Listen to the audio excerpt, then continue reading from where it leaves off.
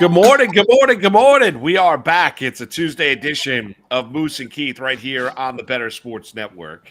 Ernie Acosta behind the scenes, action-packed show. Lucy Burdge will join us. John Jastremski will join us a little bit later on this hour. We'll talk a little Colts football after the story that came out yesterday surrounding their corner, Isaiah Rodgers. Destin Adams will join us top of the 11 o'clock hour. So we got an action-packed show. Thanks for being with us right here on the Better Sports Network. Fantasy Alarm, check them out as well. Good morning, Keith. How you doing, bud? I'm good. If you're going to be hopping on DraftKings, we got some codes for you there. $5. They match you up to $200 bets, and use your Fantasy Alarm as your code. Also, we're getting work done in my house, so I apologize if there's some noise in the background. I mean, it's going to happen from time to time. All right, that's FantasyAlarm.com/DraftKings in order to go out there and you get bet $5, you get $200 in bonus bets instantly by using FantasyAlarm.com/DraftKings. So go there, check that out. All right, Keith, a lot to get into. Let's talk a little bit about the NBA.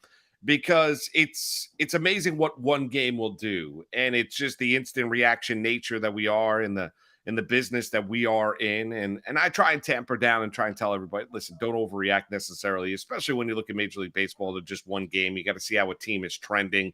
A bad loss, great win could lead to an uptick in that team's play or a downturn in that team's play, but you got to see exactly what it is. You can be critical at the point of attack. In the NBA, it's amazing when we watch these playoffs and how it just every single time, whether a team wins and how they win, like the other team is obviously they've got massive issues. The series is going to be over. It's going to be over quick. All of a sudden you see the Miami Heat, and I'm reacting obviously to the first two games of the NBA Finals. And you see after game one, and Denver had control that entire game. And coming out of it, it was the conversation about Luka and being the best player in the world. By the way, Kendrick Perkins finally admits that Luka Doncic is the best player in the world. Hallelujah. And it was great to see Jokic, not Luka. Well, yes, Jokic. I'm sorry. Nikola Jokic was the best player in the world. Thank God for that. But so you see Nikola Jokic and what he was able to do in game one. Now in game two, after Denver blows a 15-point lead and they have a working margin, after that unbelievable run, first quarter, second quarter, first half in game two. And now Miami's able to rally. They shoot 70% in that fourth quarter, outscore Denver by 11, win the game by 3. Now it's all of a sudden we're back to the Heat culture, and Miami's got exactly where they want them because Denver finally loses a home game, which they hadn't done in months, and blow a double-digit lead, which they never do when they're home, especially. Now all of a sudden the overreaction is, well, Miami's going to be what Miami's going to be because Duncan Robinson shot the ball well, and you didn't have Jamal Murray playing to the Hamal level, or Porter didn't play particularly well, Gordon didn't play particularly well, and we'll get to the Mike Malone comments, but let's just take a step back, right? Miami is here for a reason. They went through Milwaukee, they went through the Knicks, they went through the Boston Celtics to get to the NBA Finals. You know what the Heat are. They weren't going to go quietly into the night, and we know the Denver Nuggets at times have been tested in these playoffs. Not necessarily against the Los Angeles Lakers, but in the previous round against the Phoenix Suns at one point in time in that series. Can we have an understanding here that there is going to be a back and forth nature to this series and not overreact one way or the other? It wasn't over after game one, and the Heat don't exactly have Denver exactly where they want them after game two either. All right, so first and foremost, there's a reason why both of these teams are in the finals. They've come up clutch in the big moments, right? The Denver Nuggets, for sweeping the LA Lakers, because you just brought that up, every game was within a possession or two at the end of the game. That could have easily gone the other way and no one would have batted an eye, but the Denver Nuggets knew how to finish games when they needed to. Now, if we are really going to talk about numbers, sure, the Miami Heat have been dominant in the fourth quarter throughout this entire postseason. They're a plus 90 in the fourth quarter during this entire postseason. So they know how to close games as well. Yeah, this was always going to be a good series. The question was whether it was going to be close games that led to us going to 7 games or close games that this ends up as a 5-game series.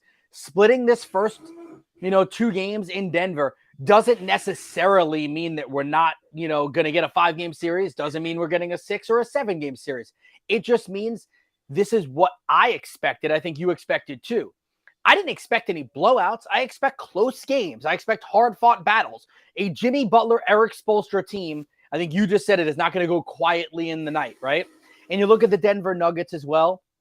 I think a lot of what we saw in game number 2, Moose, is about the extra pieces, right? And I know these guys are NBA players, and maybe this is disparaging to them, but the Michael Porter Jr.'s of the world, the KCPs of the world, and then the Duncan Robinsons, the Gabe Vincents, and whatnot, like Max Struess's of the world. Who wins those battles?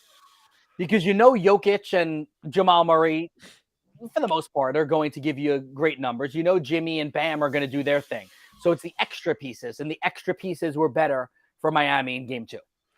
Yeah, the extra pieces were. And, I expected them. Listen, I expected the Miami Heat to bounce back after game 1. I mean, I really did. And now, as that game went along, Keith, you and I were texting, and I thought when Denver went on that run, I didn't know if necessarily Miami was going to respond. You brought up the stat about how good they are at finishing and how good they are in the fourth quarter. And maybe it was a little bit of a hangover from the 7-game series against the Boston Celtics with how poorly they shot in game 1. But we saw this Miami Heat team also go through stretches in these playoffs where they've had a game or 2 or a game and a half where they've shot really poorly from the outside before they find it once again. And got to remember, in the regular season, it wasn't like they were this unbelievable shooting team as they dealt with injuries as well.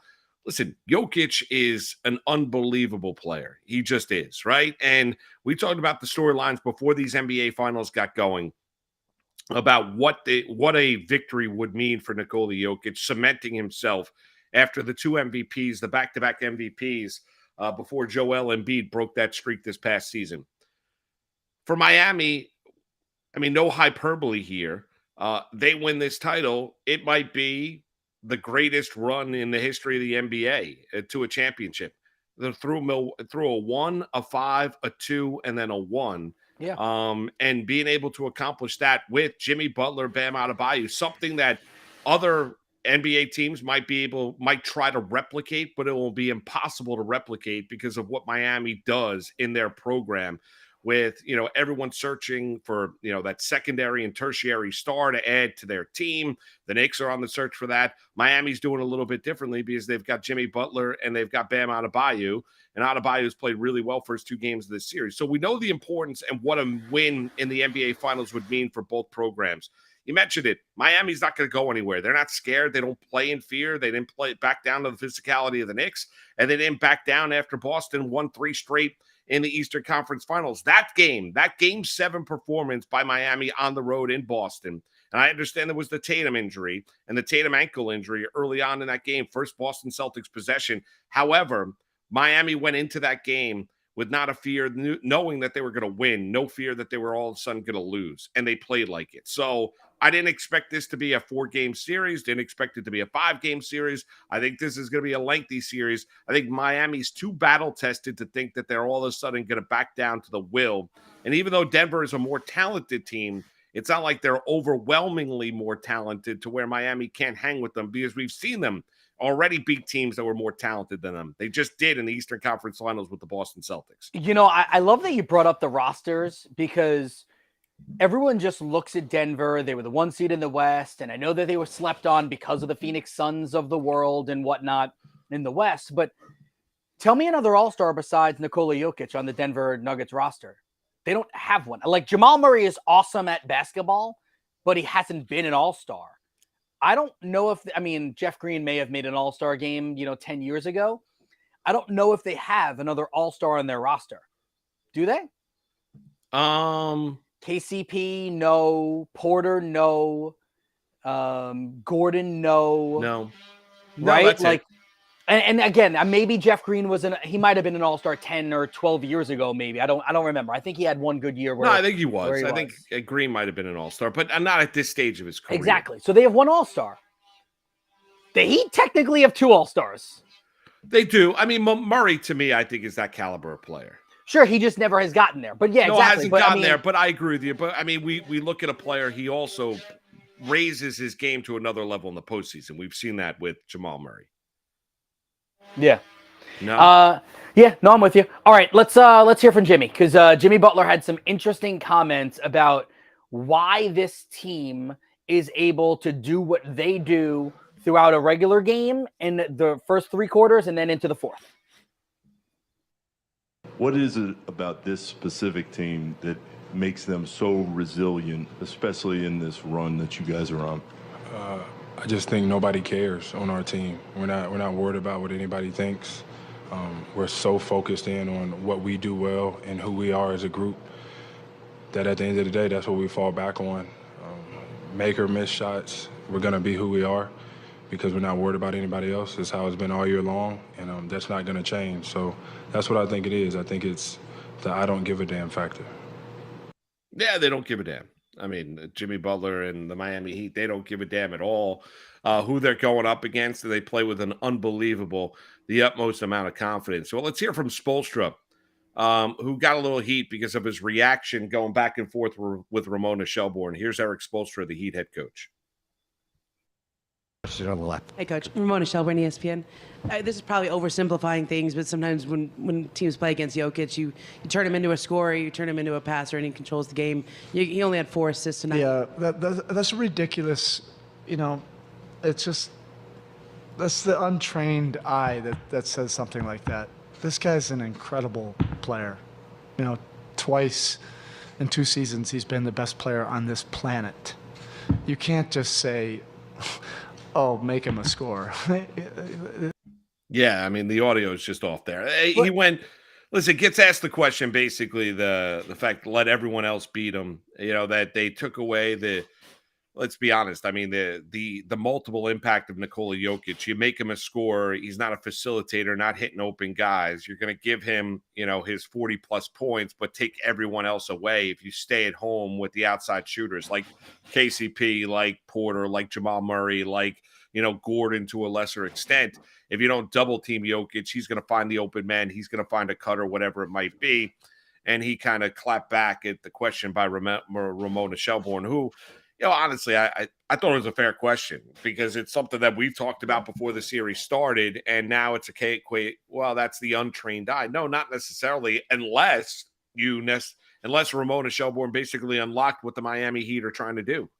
So there you go. All right, so one, Ramona was on NBA yesterday in the afternoon, and said to the I think it was Malika Andrews or Richard Jefferson that she was talking with at the time, and said that Spoelstra actually reached out to her and apologized for his response, said that he shouldn't have answered it that way. Apparently, she knows, as she said, Spo very well. They know each other for a long time. They're good. Don't read too far into it. Secondly, I think you might be onto something. Ramona, by asking that question, just acknowledged what we all saw and what many of us were talking about before. I mean, Gelt said it. Brian Geltzeiler was on with us a week and a half ago during this big long break for the Denver Nuggets, right? Saying that whomever the Nuggets were going to play, that's the way you beat them. Let him score 40 as long as he's not, being the main focal point for other people as well. And then I would say that the last part of it, and again, this goes back to the Giannis question about failures. You can go to times when NFL coaches get asked questions and lose their bleep as well. Post-game questions. These guys and gals that are sitting at the dais are so hypersensitive about certain words. If you listen to the way Ramona asked that question, she said, is it oversimplifying? And I think all he heard was like the word simple, and that triggered something in his brain. Like, oh, what we do is simple. Oh, what we're saying, what we're doing is simple. Like that's where, and again, I don't know. I think you and I differ on this sometimes, but I think that like, that's something I watch at these post-game interviews. And I think that's also why, like SNY has Steve Gelbs always, he has to ask the first question no matter what to the manager at the post-game dais. And I think other teams do that too, because they know it's never going to be a gotcha question. This is the person that covers this team for that organization or for that network. Yeah, listen, I thought it was... Also, by the way, not saying that Ramona was trying to ask a gotcha question. I think just the word simplify might have triggered something for him. Right, and I guess, listen, no one's taking anything away from Spoelstra. I thought he could have handled it. It's great that he apologized to Ramona Shelburne. I thought he could have handled the situation a little bit differently than the way that he did. I thought it was a fair question. So did I. So did I. I don't think there's, but I mean, there have been some bad questions by reporters in post-game press conferences over the years. I don't think that's one of them. I think maybe she hinted at or unlocked something that Miami's going to go out there and try and do. Listen, Denver's got to play better. We're going to hear from Mike Malone here because the Nuggets have not played particularly well the first two games of the series, and the series is tied up at a game apiece. Here is their head coach, Mike Malone, after game two. Now let's talk about effort. I mean, this is the NBA Finals, and we're talking about effort. That's a huge concern of mine. You know, and you guys probably thought I was just making up some storyline after game one when I said we didn't play well. We didn't play well. And tonight, you know, that the starting lineup to start the game is 10-2 Miami. Start the third quarter, they scored 11 points in 2 minutes and 10 seconds. And we just got, you know, we had guys out there that were just, whether feeling sorry for themselves for not making shots or thinking they can just turn it on or off. This is not the preseason. This is not the regular season. It's not round. This is the NBA Finals. And that to me is really, really perplexing, disappointing. And I asked the team, I asked our players, you guys tell me why we lost. And they knew the answer. Miami came in here and outworked us. And we were by far our least disciplined game of these 16 or 17 playoff games, whatever it is now. So many breakdowns. And they exploited every one of those breakdowns and scored. So if we're going to try to go down there and regain control of this series and get home court advantage back, we're going to have to outwork Miami, which we didn't do tonight, and our discipline is going to have to be off the charts. Yeah, there you have it. From Mike Malone. He read them the right. Yeah. And I think he's got his finger on the pulse of the team. I don't think they played particularly well in game two. He basically said it, lack of effort. Maybe they thought that they were, even though Malone was saying all the right things, that, you know, we don't care that they're an 8 seed. We're not taking anybody lightly. Maybe Denver thought, or they were reading the press clippings. Maybe it's a little bit of the time off, but you know, Denver better be careful here because they're taking on a team that you got a lot of guys in this group that, you know, have fought for their NBA lives, are talented enough to be in the NBA, but have fought for their lives. Led by Jimmy Butler, who didn't come into the NBA, championing the idea that he was some 21, 22-year-old guy that's going to be an absolute NBA superstar. Bam Adebayo was a nice player at Kentucky, right? No one thought he was going to be what he is. People thought he was going to be an NBA player, an NBA starter, but Bam Adebayo has evolved as a player. And, you know, he was talking about the fact that him and his mom used to live on like $12,000 a year or $25,000 a year. So he talks about pressure. He goes, this is not pressure. I'm playing a game. You don't understand what pressure is. So it's a Miami team that's well put together. They play for each other. They play a great team effort. They're smart. They're in unbelievable shape. And the moment's not going to be too big for them. I mean, that's it. So Denver better be careful here. They've got the best player on the court in Nikola Jokic. There's no question about that. They better not play around with the Miami Heat, because if they do, Miami's going to win this series. Michael Malone did this midway through the year. Remember when the Nuggets went through that little streak of they lost like 3-4 in a row after they had dominated the whole early portion of the year? You're right. He's got the pulse of this team. He knows exactly how to push this team. There are times they look complacent. And if we're being brutally honest, I'll just take us back to the Lakers series. They were clearly the better team and probably should have won most of those games by 10 points. They would get up by double digits or get up by 8-9 points, and they took their foot off the gas.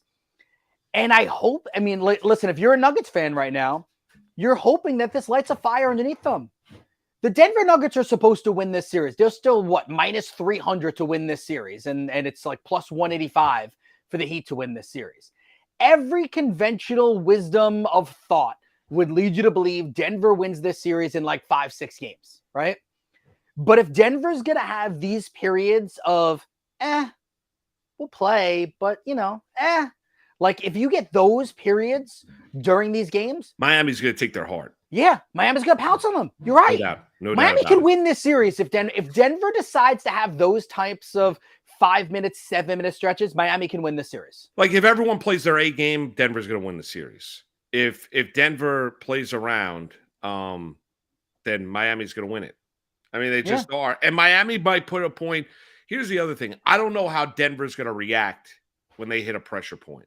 We've seen Miami react when they've hit a pressure point. We saw it in the Celtics series. And they easily could have won game 6, had a crushing loss in game 6, and then went up to Boston in game 7 and handled business to march on to the NBA Finals. That tells you all you need to know about the Miami Heat. So I'd be a little bit leery if I'm the Denver Nuggets here, and better come out in game 3 with my A-plus performance against the Miami Heat, because then all of a sudden I'm down 2-1, or say I'm down 3-2 going back to Miami for a game 6.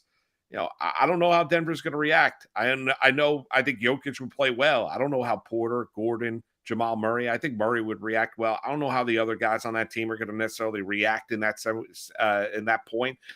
Caldwell Pope, even though he won an NBA title with the Los Angeles Lakers, that would be the interesting thing to me. You know what's crazy is we've gone 21 minutes of talking about this game and haven't even discussed game 2, the final shot for Jamal Murray, right? Because again, I like conventional wisdom. I like using that phrase, and I'm going to use it again right now. Conventional wisdom is Spoelstra and the Heat probably should have fouled and not even allowed Jamal Murray to ever get a chance at a three-pointer, put him to the free throw line, play the free throw game. Denver, I thought, for what they did, fantastic.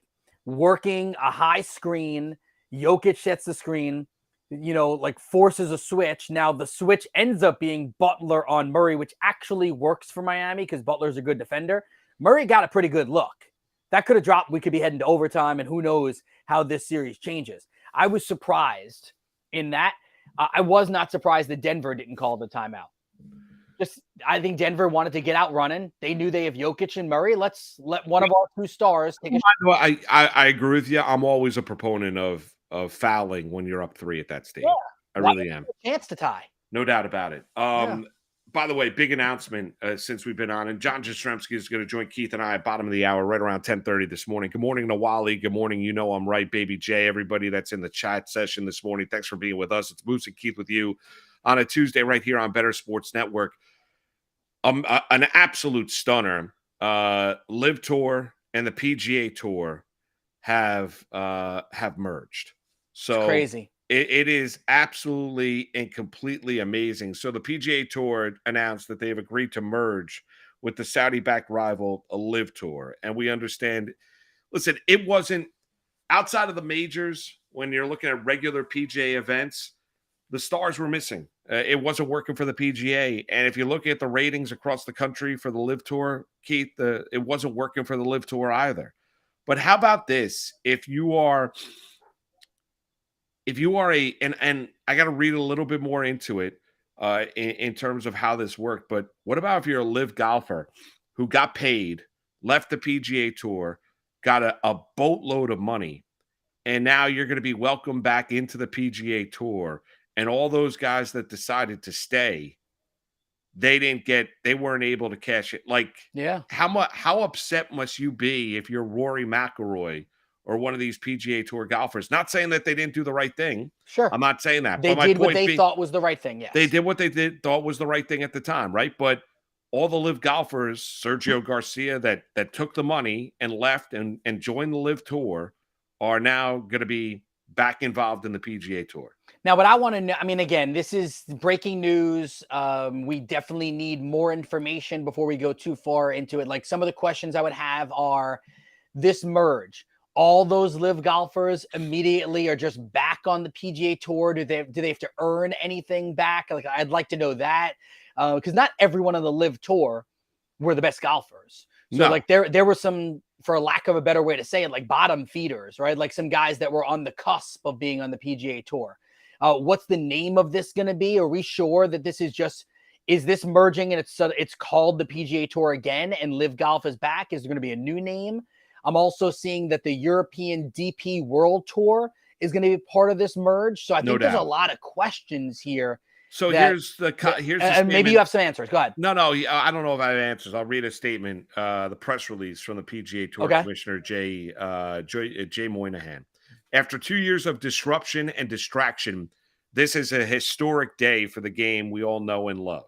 The transformational partnership recognizes the immeasurable strength of the PGA Tour's history, legacy, and pro-competitive model and combines it with the DP World Tour and LIV, including the team golf concept to create an organization that will benefit golf's players, commercials, and charitable partners and fans.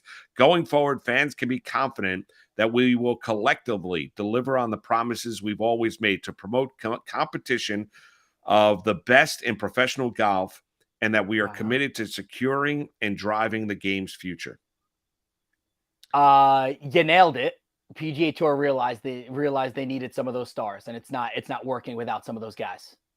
I think that's definitely part of it. That would be one of my first reactions to that, was that not having guys that are now winning majors, even though they're live golfers, or finishing top 10 in these PGA Tour championship events and these major. Yeah, wow. Okay. All right, so under the terms of the agreement, the board of directors of the new entity will oversee and direct all of the new entity's golf-related commercial operations, businesses, and investments. The new entity will work to ensure a cohesive schedule of events that will be exciting for fans, sponsors, and all stakeholders. PIF will initially be the exclusive investor in the new entity alongside the PGA Tour, LIV Golf, and DP World Tour. Going forward, PIF will have the exclusive rights to further invest in the new entity, including a right of first refusal of any capital that may be invested in the new entity, including the PGA Tour, LIV, and DP World Tour. The PGA Tour will appoint a majority of the board and hold a majority voting interest in the combined entity. So PGA Tour, so there's going to be a board. So PGA Tour will yet to be named entity, but the PGA Tour now will handle and oversee and will be basically the decision maker, or whoever is named to that board. Those individuals will be named by the PGA Tour, the majority of them. I wonder if Greg Norman ends up on that board. He's not part of the statement. I don't see him anywhere here. Okay. I don't just reading the press release, I don't see Norman anywhere. So you think it's again, we are not we're learning this with you guys too. I wonder, there had to be some sort of buyout then for Greg Norman even. Yeah, I would think so. They name, let's see, you get a statement from the chief executive of the DP World Tour, Keith Pelly. Nothing, I don't see anything here. From the new entity's board will also include the executive committee comprising of L. Ramayan, right? And he is from LIV. Moynihan, PGA Tour policy board member Jimmy Dunn. I don't see Greg Norman anywhere in here. Wow. All right. So then either he's just out, or it's going to be a quiet thing. I mean, yes, Baby J, we know that's why I'm bringing up. Yeah, they hate Norman. They hate There's him. No doubt. They hate Norman. Here's what you need. Listen, it's a win for the golf fan. It's a win. If you love the sport of golf, sport of golf, it's a win. Right? And, it just is. It's a monstrous win, because now you're going to see all the stars in one place. You're not going to see the bickering and the back and forth. It's been a couple years. You've seen it. LIV, as different as LIV Golf was, they didn't have the historical impact of those events. That was going to take 20 or 30 years to build. They still were not involved in the world golf rankings. Like, there were issues when you were looking at this, but now PGA realized there was an issue. I mean, there was an issue of interest, because you're watching Brooks Koepka, Dustin Johnson, and others, Phil Mickelson, others that weren't a part of the regular PGA Tour. Now LIV and PGA do combine efforts along with the DP, along with the World Tour. So now we'll see exactly what this looks like. But I think for the golf fan, I think the headache is now resolved. Now you get exactly what you want to see. We had Dave Barnett on last week when we were talking about this, and I think it was either last week or 2 weeks ago, where we were talking about, and you just mentioned like the history of golf, right? And how LIV it's going to take 20 years before LIV will have that history. And my response was, the 11, 12, 13, 14, 15, 16, 17-year-old kid, let's say, that is getting into golf could have fallen in love with LIV right now, and that would be their history. They grow up with LIV, right? I would hope, and you tell me if you think I'm wrong, I would hope that the PGA Tour will adopt some of the live things that were going on. Like, I think there was something to be said about every once in a while having a tournament where it's a little bit more loosey-goosey, maybe music being played, maybe a little bit more of a party environment. Like, I almost feel like there should be, I'm not saying a major because you can't do that, but like there should be, let's say 2 events per year that are like live styled, you know, like you don't have to use live. LIV can go away forever. That's fine. But almost like Happy Gilmore-esque, right? Like I would be cool with that. Yeah, I think in the end, Norman and Mickelson won. Yeah, you're right. I mean, in the end, and you know, I'm right in our chat session. You know, every player should be thankful for Greg Norman. They're all cashing in more now than ever before, thanks to him. Yeah. You know, they looked at Live Golf as the instrument of change, and it's going to change the PGA Tour. The thing you'd like to see is those players of massive influence, like McIlroy and like Tiger Woods, who spoke up so demonstratively, defending the PGA Tour model and ripping Live. Now, what do they have to say now? Because this, I mean, honestly, like, I had no idea. Like, when this came out, when I saw, and CNBC, give them credit, they broke the story. When CNBC broke the story, I honestly looked at the date and I said, is this April 1st? Like, is this April Fool's Day? Like, there was no rumbling. It came out of nowhere, right? There was no rumblings, no rumors, nothing of that in any way, shape, or form. And all of a sudden we get this. So it'll be interesting. This is going to be a huge part and topic of conversation, not only today, but for a long time here. And how exactly does this look? I think outside of the big money players, when you look at the live players who cashed in, when you look at Mickelson, when you look at Norman, when you look at Rory McIlroy, and when you look at, say, a Tiger Woods, the people of massive influence, I think for us at home, Joe and Jane Q public that are sitting there watching a golf tournament at home, in the end, you get what you want because you're going to be able to watch the world's best golfers competing against each other and not having the rivalry, not having the split like you've had here. So in the end, the golf fan wins. It's going to be fascinating to see how this looks. And this all broke within the last 15, 20 minutes. Amazing. Final statement in there was all parties will work in the months to come to finalize terms of the agreement with details to be announced in due course. There you go. Wow. John Jastremski is going to join the program next. It's Moose and Keith with you. And this is a quick moving Tuesday here on the Better Sports Network. We've got NBA to react to. We haven't even gotten into Kyrie and LeBron. We'll get into that conversation potentially with the Dallas Mavericks. Stanley Cup final. Game 2 last night. Vegas 7-2. Was thinking of our guy Sharapan out there in beautiful Las Vegas as they had their way with the Florida Panthers. The big hit by Kachuk and Jack Eichel. We'll get into that as well. And a big story out of Indianapolis with Colts corner Isaiah Rodgers. We'll touch upon that top of the 11 o'clock hour. He's Keith Arizari. I'm Mark Malusis. The show is Moose and Keith right here on a Tuesday, Better Sports Network. Bye weeks are so incredibly important in best ball because you can't change your lineup. You can't grab somebody off the waiver wire. You don't make changes. So you've got to be prepared. If you're taking 4 quarterbacks because you want to be sure you got to be very methodical about the schedule, especially the bye weeks.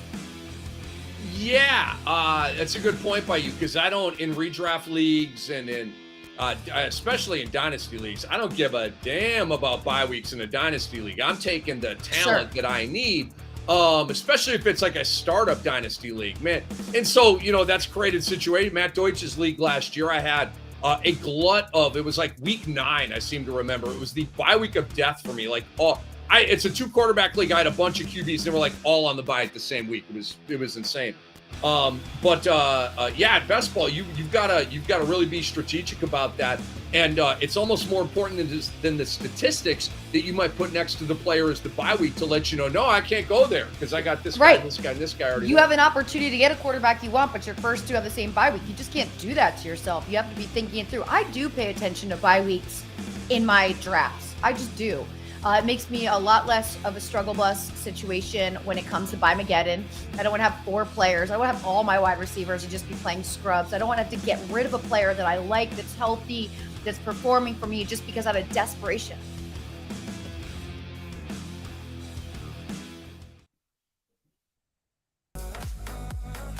Let me talk to you, Vlad, about an award here that I thought was very, very debatable. And it was Cy Young in the National League.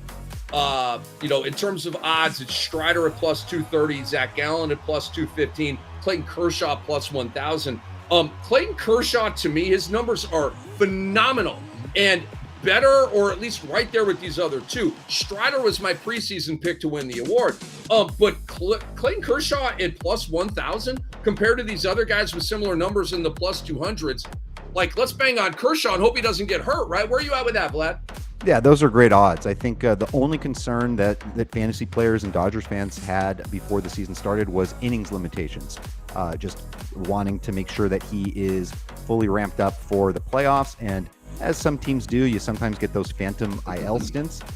And we might see that sometime maybe around the All-Star break with Kershaw, just to preserve his arm over the second half of the season. But man, he's a great pick. If you're telling me those are the odds, that's really, really nice. I do love your Spencer Strider pick. I think that's what I would have done in the preseason and bet on him. He's an absolute beast. So, but Clayton Kershaw at plus 1,000, those are phenomenal odds. And you mentioned Zach Gallen. He's incredible too. And looks like Arizona has been in the hunt there in the playoff. Well, so far it's early. Dodgers, maybe Padres will be in competition for that division. But yeah, that's a nice 3-way race, and we might see some other players pop in there. When I'm back home, no, they treat me like Robert De Niro. So get to talk about butter. Lucy Keith with you on this Tuesday, Better Sports Network. John Jastremski joins us now. All over the place is JJ. And John, Keith and I were just reacting to what the news that just came down, the merger with the PGA Tour and Live Golf and the DP World Tour. I mean, out of nowhere, stunning. Norman wasn't part of the press release, but I mean, Phil Mickelson, Greg Norman, they wanted to be the instrument of change, and boy, did they change. You ain't kidding, guys. I had to double check, to be honest with you. I'm getting the morning coffee, and now that we live in this Twitter world where there are just so many like fake tweets, I had to like double and triple check this. I'm like, is this real? Am I getting spammed here? I don't want to be sending this out in group chats and look like a buffoon 5 minutes later. But I'll tell you this, guys. Imagine being one of these guys that was loyal to the PGA Tour, that didn't take the bag of money from Liv, and you're sitting here and you're finding out on social media that all the dudes that got hundreds of millions of dollars that were these cast-offs, they're taking the blood money. How do they do such a thing? Well, a year later, they get to come back and play in the PGA Tour. So it just goes to show you common sense prevails. You have everybody now under one umbrella, as it should be. It makes no sense to have 2 leagues. And now we get back to business with all the best golfers under one roof, and we take it from there. I said to Moose, and I don't know how it'll all play out over the next couple of months and they make all these decisions, but I would like to see the PGA Tour adopt some of the like live style events. Like I liked some of the party feel and music and stuff. What did you think, JJ? Yeah, listen, I'm new golf, so I like some of that stuff as well. They want to have, here's the biggest thing to me. They were trying to be on their high horse with a lot of these events like the Ryder Cup, for example, which was a total joke. To me, you're going to take guys who are American golfers or European golfers, and now all of a sudden they can't play in the Ryder Cup because they're on a live tour. Total nonsense. So you want to tell me it's music, Keith? Fine. That was the big thing to me. Now we have everybody back under one roof, under one umbrella. And I think the biggest loser out of anybody today here, guys, are the folks for the PGA Tour, the Rory McIlroys of the world, the Colin Morikawas of the world. They thought, quote unquote, they were doing the right thing by staying loyal to the PGA Tour, and they just basically ended up missing out on hundreds of millions of dollars. Now, again, nobody's feeling sorry for these guys at the end of the day. They're going to make their money. They're going to have their marketing opportunities. They're going to have their financial opportunities. Yeah, but you're talking about, okay, so bring up an example like Will Zalatoris, right? Fred Yes. Couples mentioned he turned down $130 million to join Live. He's made $15 million in his career. Now, listen, $15 million is a lot of money. No one's going to scoff at making $15 million. However, if you're one of these guys that remain loyal to the PGA Tour, like, and you spoke out because there was no wind of any of these negotiations whatsoever, those guys have got to be royally pissed off. I would be. Moose, if you were in that position, I were in that position, Keith, you're in that position. Yeah. Now, listen, for me personally, I'm like, well, Will Zalatoris, I feel for you. Lost out on $80 million. You still got $15 million in the bank. You know what I mean? So it's not like he's singing for his supper, Moose.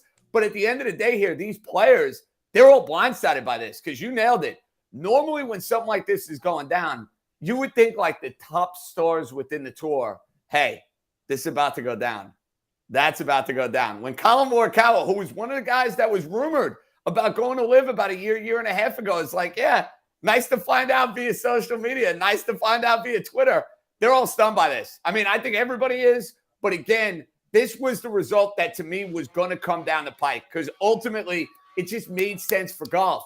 It just shows how spineless the PGA Tour is, though. That's really what it boils down to. Their leadership is incredibly spineless. Yeah, no doubt about it, unquestionably. All right, JJ, let's move on from this and get your thoughts. A number of things to hit upon with you. How about the NBA Finals? Keith and I kicked off the program tonight, this morning, talking about Game 2 of the NBA Finals. Not to overreact, Miami wasn't going to go quietly into the night. They've already beat Milwaukee, they beat Boston, they beat the Knicks. To think that all of a sudden they were going to get swept away by the Denver Nuggets. What's your big takeaway? First two games here. Malone critical of his team's performance. Jokic has been brilliant. But we're tied up at a game apiece going back down to Miami for Game 3. It's so fascinating, guys, with Denver. The difference in their team when Jokic scores a ton of points as opposed to Jokic being the distributor, the point forward center, whatever you want to call it. Look at their record when he goes for 40-plus points in the NBA playoffs. That's when all of a sudden the Denver Nuggets don't win because it just goes to show they're not getting – that secondary source of scoring from other guys. And I'm right there with you. I thought Miami would fight them to the death. Miami has been a thorn in everybody's side in this postseason. They knocked off Giannis in 5 games. They went into Boston after losing 3 straight, after losing the most heartbreaking Game 6 imaginable, and they go and win Game 7 by 30-plus points on the road. That team has chutzpah, fellas. They will be heard from in this series. Now, I think from a talent standpoint, when both teams are playing at their best, Denver's a better team. Denver has more ways to beat you. Denver is bigger. I think Denver is more prolific from the three-point arc. I know Miami shot it great from 3 this entire postseason, but Denver just feels like the looks are easier. The shots are easier. Maybe that's Jokic setting them up and whatnot. I picked Denver in 6 at the start of this series, and I'm not backing off of that one, guys. I think they split the next 2 games. I think Denver will get back to winning ways at home. Remember, this is the first time they lost a home game in this postseason, and I think this series ends in 6. I'm going to say good series, fun series, Nuggets in 6. I'm same boat right there. I picked 6 before the series. I'm going to stick with it as well. I think Miami will find a way to win one more game. What do you think is going to be the prevailing thoughts about this NBA Finals? Let's say Denver does win in 6. What does this do for the Nuggets and for Jokic? I think it catapults Jokic to the best player in the NBA, right? I mean, I know Giannis is there. I know Steph Curry is there. Who's playing better than Jokic? I mean, you think about you could have made the argument he could have won the MVP again this year. The guy is an absolute freak. And what I'm happy about with Denver now, guys, is that Jokic is getting the sort of attention and praise and respect that he's deserved over the last couple of years. Because I feel like he hasn't gotten it, for somebody that's been in that MVP conversation, for somebody that has put up those sort of numbers, it feels like he's kind of been slighted a little bit. Oh, let me see his team win. Are they empty statistics? Well, I think watching this guy now play, he's fantastic. And I'm glad that he's getting this national spotlight. I know he was in the conference finals in the bubble. Ratings were way down that year. You had way too much competition. Last year, they get bounced in the first round. 2021, they're in the second round. So I think Denver winning this title kind of puts Jokic in that, hey, I'm as good as anybody in the league right there. JJ, what would a Heat victory do? What would it mean? I think I said it earlier this hour, JJ, and it's not hyperbole. I think it might be the greatest championship run in the history of the NBA. Like to go through Milwaukee, the Knicks, Boston, and then beating Denver as part of the play-in tournament and an 8 seed. I don't think you can find a run that's actually better than that. What would a Heat victory mean? Yeah, I'm right there with you. And think about this with Miami. We're giving them all the praise, and we're like, yeah, they weren't a real 8 seed. And they have all of this playoff experience and pedigree, and that's true. They were down, I want to say 5 points with like 5 minutes to go to the Chicago Bulls, who stink, in the play-in tournament. And think about how they have shifted over the last few months from that team to the team that's 1-1, regaining home court advantage in Game 3 of the NBA Finals. And this playoff run, it's not like they got an easy draw. I know you want to tell me Milwaukee was beat up. They beat Milwaukee in 5 games. They won Game 5 in Milwaukee. Found a way to win that game. Knicks, red hot. They beat them in 6 games. And to me, if Jimmy Butler is not hurt in Game 2, Miami probably sweeps the Knicks in 4 straight games. And in the Boston series, everyone was saying Boston's a team to beat all year. And Miami goes up 3-0. They lose 3 straight. And then nobody wins Game 7s in the Boston Garden. They not only go and win a Game 7, they win by 30 points in a game number 7. They got stones. And I hate the Heat. Like, as a Knicks fan, like Alonzo Mourning, Tim Hardaway, Pat Riley, I detested the Heat as a kid. I'm not going to lie. I like this team. They're very likable. They're very easy to root for. How do you not root for Jimmy Butler? How do you not root for guys like Kevin Love and Strus and Vincent? Spoelstra, for my money, and I know Popovich is still there. Listen, Popovich's on the way out. Maybe not with Wemby, Victor or Wemby, whatever we're calling this phenom from France coming in. I'll get his name right in the next couple months. Maybe that keeps Pop around a little longer, but I mean, guys, find me a coach in the NBA you'd rather have leading your squad than Eric Spoelstra. I mean, I can't find one. I like what you said there, too, because the 3 of us are Knicks fans, and Moose has routinely talked about his hatred or disdain for the Miami Heat. And I don't find myself rooting for the Heat, although I rooted for the Heat over the Celtics because I won't root for anything Boston. With that, I'm with you, JJ. This collection of Miami Heat, like this team is really, really likable. They play the game the right way, guys. I mean, they do. Yeah. They find the open man. They have interchangeable parts on the roster. I mean, think about Duncan Robinson. Duncan Robinson going into the playoffs, people were looking at him as like one of the worst contracts in the NBA. All of a sudden, they dust him off the bench. They get him from out of the rotation to in the rotation. And now they're probably going to trade Duncan Robinson and get something back in return for, they said, a contract that was immovable. There's no way you're going to be able to get around that.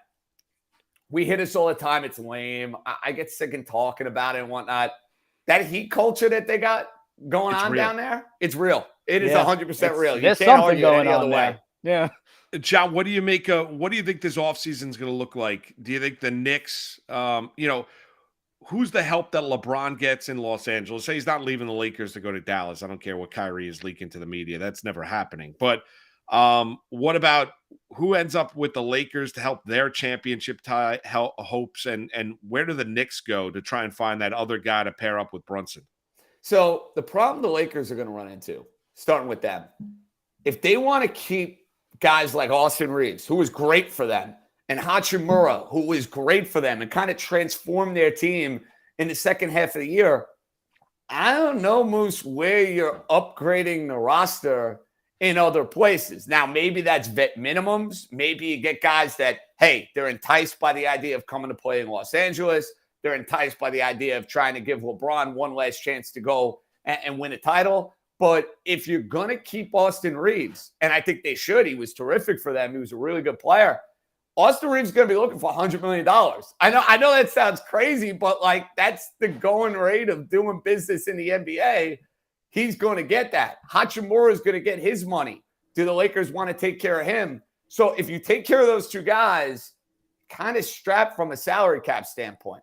Knicks are in a weird spot because I want no part of Karl Anthony Towns.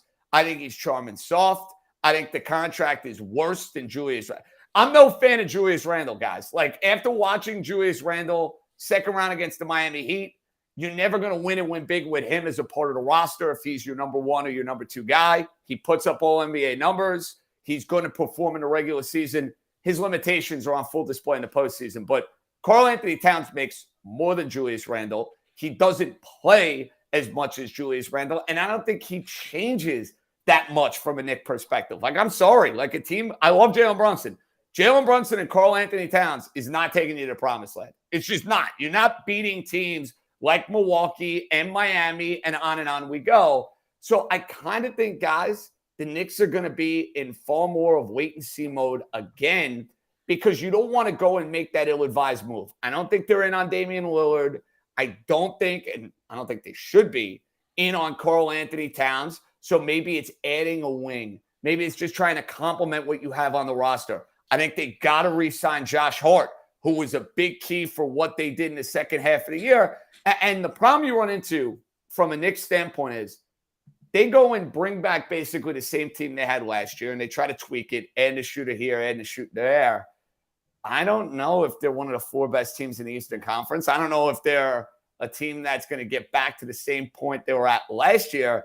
But I think, would rather take a minor step back than go and try and swing for the fences and make an ill-advised move that torpedoes your chances over the next few years. So if there's a guy out there that can change the fabric that puts them in a championship window, do it. I just don't know who that guy is going to be for them this offseason with kind of where they stand. JJ, no, you got to run, but really quickly in like 30 seconds, what are you hearing about Aaron Judge? Say a prayer. I hope he's not going to be out for the next couple of weeks, Keith. I mean, I don't have a medical degree behind me, so hopefully we're not talking about a broken toe and we're not talking about Aaron Judge missing time, because I think you guys have seen over the last few weeks when he goes, the Yankees go. Well, and John, here's the deal. Outside of Ohtani, and Acuna has been great this year with the Braves, I get it. I mean, he's the best player in baseball. I mean, he's the best, and he's like when he plays, he's a must-watch at bat for the Yankees. You know, you saw the difference in their team, and not only the difference, just the watchability of their team. You watch the Yankees without Judge, you're like, oh boy, no fun. John Jastremski hosts the New York podcast, Ringer, Spotify. Check him out there. He's always on SNY as well. Baseball Night in New York on Sports Night too. JJ, we appreciate the time. Thanks for cutting it out for us here on this Tuesday morning, and we'll chat again soon. All right, brother? Boys, my pleasure. It's good not to be PGA golfers that, they didn't take the bag. Imagine them waking up this morning. At least that's not us. Yeah, no, unbelievable. John, thanks, man. See ya. Later, JJ. They had no idea. I mean, No. latest reporting as it was going on, and latest things. Number one, Norman found out about the merger right before an interview on CNBC to announce the merger. How does Norman get left in the dark like that? I don't know. So Norman, but think of Moynihan did not discuss it with PGA players either. I saw a number. How heated are some of those guys right now? They got to be stunned. They got to be angry. I mean, there's no doubt. Pat Perry's going to join us from around 11:15, I think. Yeah, or Tour Junkie is going to join us right around 11:15 this morning. If you're just joining us, Moose and Keith with you on this Tuesday on the Better Sports Network, and the big breaking news is that Live Golf, the DP World Tour, and the PGA Tour have decided to merge. I wonder what the financial figures is. Now everybody that was up in arms about, the Saudi-backed Live Tour, now the PGA Tour is now merged with the Live Tour. So, I mean, that is stunning in nature. I think for the golf fan, I think you have to be happy with it. I also think you have to call into question the decision making of Jay Moynihan, the PGA president, the leader of the PGA Tour, because think about if you're Rory McIlroy and you had no idea this was going down. I mean, think about that. That's insane. He's Keith Arizari. I'm Mark Malusis. We're coming back. It's Moose and Keith with you on a Tuesday. We'll get into the Indianapolis Colts, Isaiah Rodgers story that broke yesterday. Destin Adams is going to join us top of the 11 o'clock hour. Pat Perry at 11:15 this morning. Lucy Burdge at 11:30 this morning. So Loaded action-packed final hour here of Moose and Keith on this Tuesday. Plenty to chat with you about, plenty to react to you with about right here on the Better Sports Network. So let's get into some best ball philosophy here. Yeah.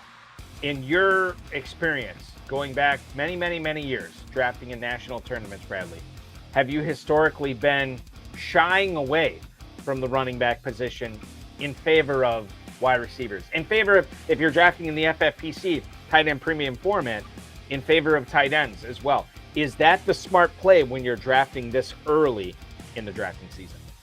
Yeah, so taking value is going to be huge, and looking at like running backs and wide receivers, like you want to take a look at how the structure is. So you mentioned earlier the FFPC has a couple different types, like they've got super flex and one quarterback, and so that's going to change your strategy a little bit if you have only 2 wide receivers or if you're drafting 3 wide receivers.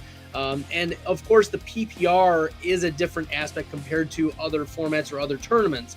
And so keeping in mind the pass catching upside of some of the running backs may be more valuable in those formats. So the Austin Ecklers, the Christian McCaffreys may be more value because they get more receptions, and so like I loved taking late shots a couple years ago on like the JD McKissicks of the world, who would get 50 receptions really cheaply. So that's something to consider. But when it comes to like overall value, like you're in the middle of a draft, and you just noticed that, I don't know, maybe it's Chris Godwin has fallen 14 spots, but Chris Godwin was not in your plans to be drafting. Like maybe you don't have a strong player take on Chris Godwin, or my take is that I don't think the Bucs are going to be particularly good this year. But for him to be dropping, let's say 14 spots is more than a full round.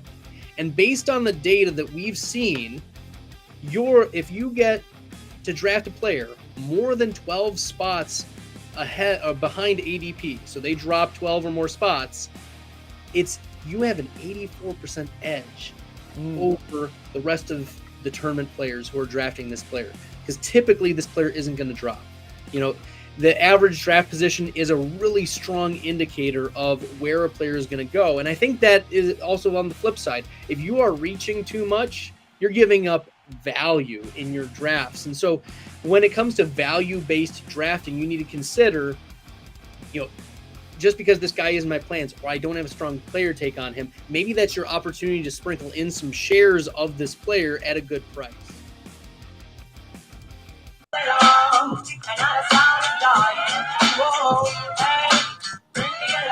Moose and Keith with you. We're going to chat a little Colts football. Well, really the Isaiah Rodgers story that came out yesterday with Destin Adams going to join us. And got to give Keith a lot of credit this morning because he's got construction basically going on right behind the wall and the TV monitor that's behind him.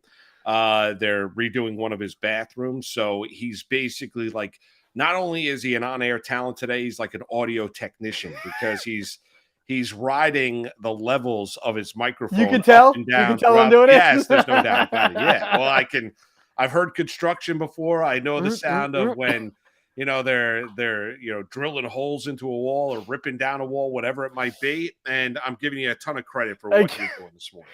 Thank you. Yeah. So, all right. So the studio I have, we're in the basement. The bathroom is in the den. The den is 1 floor up. What I didn't take into consideration was the fact that on the other side of the wall, when they do that, they're opening that part. So you hear everything on that side of the basement. So yeah, I just keep trying to, when I'm not talking, I'll mute it really quickly. I'm trying to pay attention.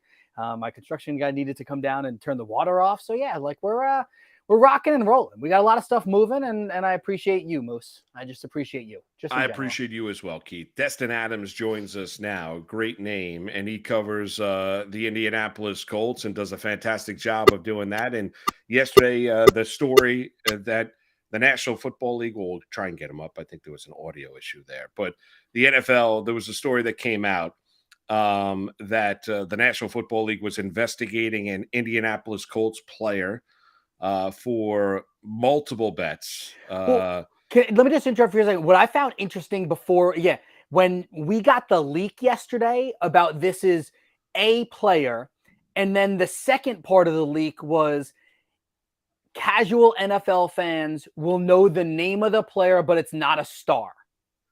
I thought so. Like immediately they wanted you to know it wasn't Jonathan Taylor. It's not, like Pittman, like it wasn't a star. It's a guy that is a legit NFL player, but not someone that, is going to Pro Bowls, let's say.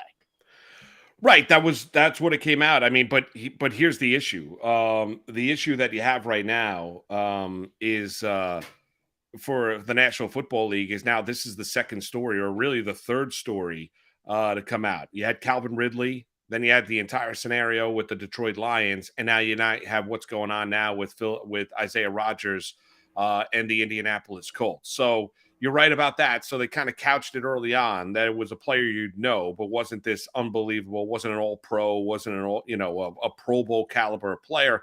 Isaiah Rodgers is still a good player, and he went out on social media last night and apologized and wants to do everything he can in order to make it right. I got to be honest with you, I don't know if you were betting on Indianapolis Colts games, I don't know exactly how and when you're welcome back into the National Football League, because once you start to call into question the legitimacy of outcomes of games, that's where professional sports or the competitive balance is thrown off. That's something you cannot have. Well, yeah, and listen, we're on a betting sports network, right? Like literally the name of this network is Better Sports Network. You do shows where you talk gambling. My full-time job is hosting the first ever gambling show that was sanctioned by Major League Baseball, right? Like, so it is a thing. Betting is a thing. All of sports are in bed, or however you want to say it, with, the betting landscapes, whether it's DraftKings and, BetMGM and FanDuel and PointsBet, like Caesar, we can go on and on and on. But this has always been the fear, is that how are you going to make sure that these athletes or coaches or people as part of these organizations don't bet on this stuff? Now, here's what I can tell you. And I've said this before, and it sounds really like almost juvenile to say. If I am a professional athlete, all right, I'm going to pick this up. Let's use some props, okay? You see this? It's a phone, right? Yes. And it's really easy to download. It's not those $3,500 goggles that Apple introduced yesterday. Ooh, those look cool, though. I want them. Yeah, not for $3,500. No, I'm out. I'm kidding. But like, all right, so I pick this phone up, Moose, right? And I go into the App Store and I download FanDuel, DraftKings, Caesars, BetMGM, whatever it is, right? I download one of them, right? I then make an account. I then have to put money in that account. And then if I'm in a state where that gambling is legal, I can gamble, right? Yes. Right? Also lots of steps to do. Yes. Why bother doing it? You're getting paid millions of dollars to play a kid's sport that all of us wish we could do. No question. Stop. Just don't put the app on your phone. Destin Adams, he's with us. We've gotten over some of the tech issues. Covers the Colts for Colts on FN, also for the Shoe, NFL Insider there. Hey, Destin, Mark Malusis, Keith Irizarry with you. Thanks for the time this morning. We appreciate it. Appreciate you guys having me on. Apologize for the headphone issues.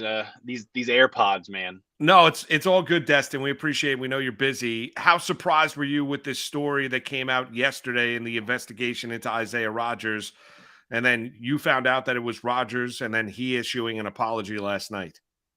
Yeah, I mean, the Colts are an organization that really don't find themselves in the center of this kind of scrutiny. Obviously, they've had their fair share of on the field issues over the past few seasons, but the off the field issues are not something here in Indianapolis we have to usually worry about.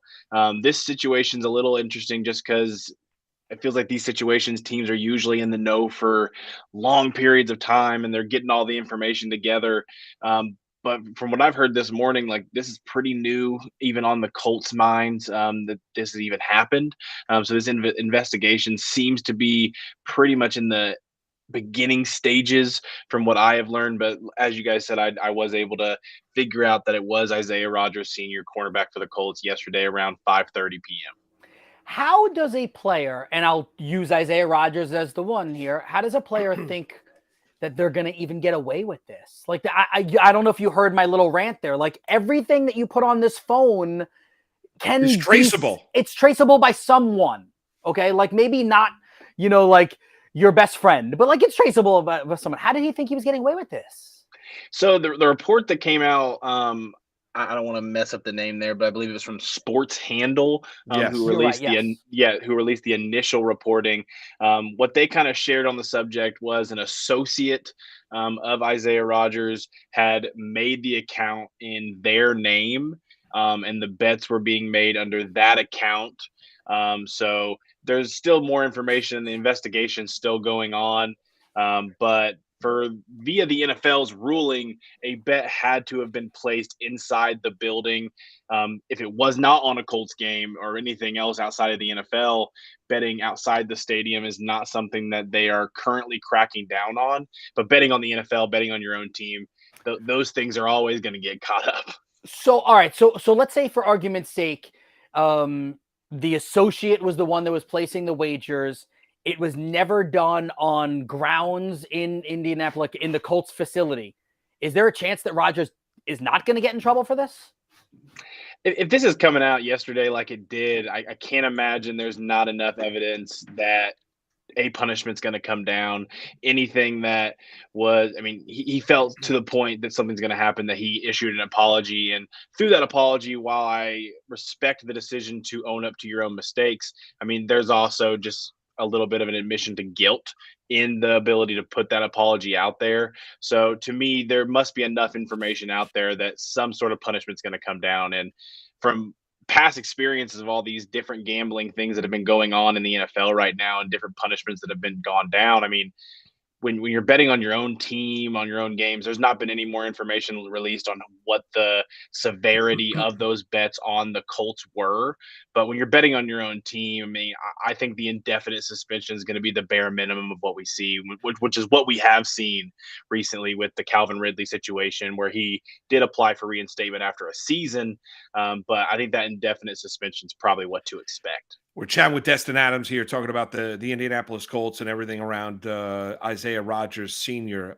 Destin, you're around the team. I've never met Isaiah Rogers. You're around the team. Are you surprised that he's caught up in this? Really good dude. I've been able to speak with him a few different times in different group settings, and have had colleagues who have had personal interviews with the guy. I mean, really, really good guy. Really got a guy that's kind of embraced the Indy area ever since being drafted in the 6th round by the Colts in 2020. Definitely was shocked when I heard that was who it was. But I think everybody can get caught up in different things at different times, and the gambling world is growing more and more every year. And I mean, the NFL teams have different partnerships with these things, and I'm not really sure of the severity of his situation personally, but addiction comes in so many different ways and different areas. So gambling addiction is definitely one area of that, but I'm not sure if that is his story or not. How do you think this is going to affect this entire offseason now for the Colts? Yes, I mean, Isaiah Rogers, to many outside of Colts fans or people in the Indy area, may not think that this is a huge name, but I don't want to play down the severity of this for the Colts roster. The corner room as a whole was already pretty thin, and there were debates inside that Isaiah Rogers coming in was probably the most likely cornerback one on the outside for the team going into camp. And they did draft 3 rookie corners during this last draft. They took Julius Brents in the 2nd, Darius Rush in the 5th, and Jalen Jones in the 7th. 3 guys that I had, each of them ranked higher than they went for the Colts on my personal draft board. But the going into the process of drafting, from what I've heard today, the team had no knowledge of the Isaiah Rogers situation when the draft went on. So those 3 picks were made because of the players themselves, not because of this Rodgers situation. But going into training camp here soon, Isaiah Rogers was viewed as the cornerback 1. So there's going to be a lot of expectations on these rookies going forward. Destin, 2 more before you outside of this situation. I want to ask you about Anthony Richardson. Obviously, unbelievably talented. The Colts have brought in veteran quarterbacks, missed with Carson Wentz, who everybody's missed on as of late. Matt Ryan last year. Now he's going to be working with Keith over at CBS. So Matt Ryan's done, even though he's not officially retired. What do you make of Anthony Richardson? Do you think he's the starter week 1? Clearly an unbelievably talented young man. Yeah, I mean, I don't think the Colts looked at Anthony Richardson as the quote unquote project that I think some people have.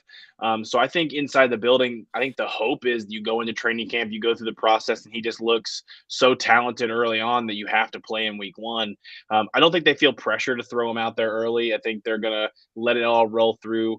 Gardner Minshew's had the majority of first team snaps so far, but they have mixed in Anthony Richardson already.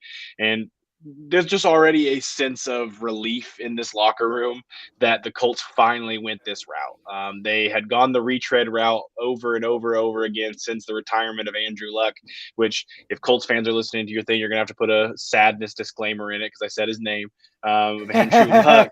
But yeah, but they've gone the retread route over and over again to try and correct that. And fans were obviously over that, but I think the locker room was over the constant retread in that position, the most important position in the sport.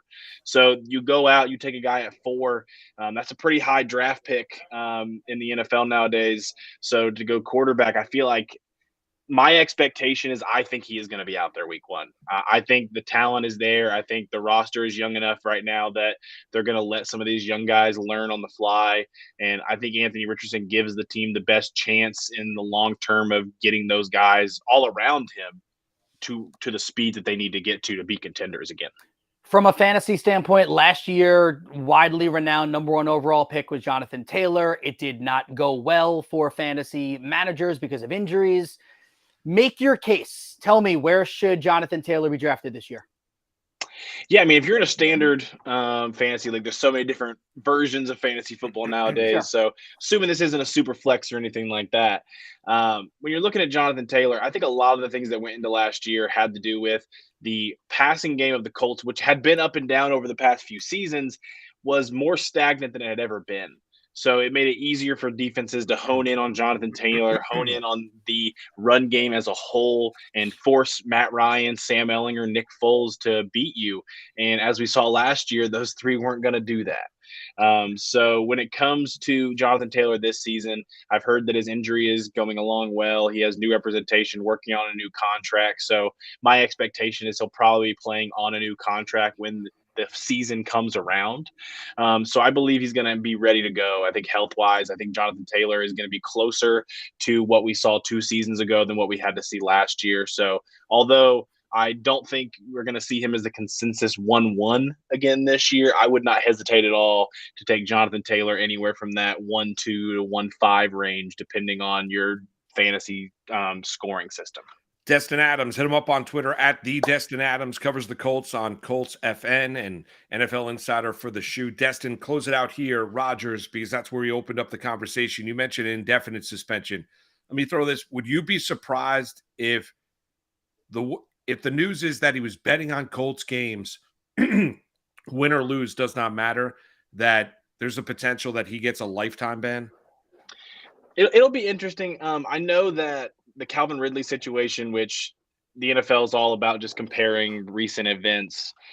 So I know the Calvin Ridley situation, a parlay that he had done included a Falcons game.